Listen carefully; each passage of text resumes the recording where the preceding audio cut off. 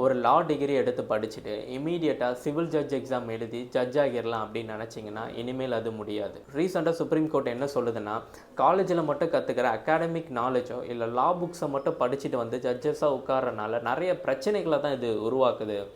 So ஒரு ஜட்ஜஸுக்கு வந்து ஒரு பர்சன் ஒரு அட்வொகேட் அப்ரோச் பண்ணும்போது அந்த பிரச்சனை எப்படி கேஸாக கன்வெர்ட் ஆகுது, அது மட்டும் இல்லாமல் கேஸை தாண்டி இருக்க ப்ரொசீஜரல் ஒர்க் பற்றின நாலேஜும் கம்பல்சரி தெரிஞ்சிருக்கணும். அதனால இனிமேல் 3 years of experience compulsory civil judge exam எழுதுறதுக்கு தேவை அப்படின்னு சொல்லியிருக்காங்க. இப்போ 3 years எக்ஸ்பீரியன்ஸ் கம்பல்சரின்னு சொல்லிட்டாங்க. இந்த 3 வருஷம் நான் காலேஜ் முடித்ததுலேருந்து கேல்குலேட் ஆகுமான்னு கேட்டால் கிடையாது.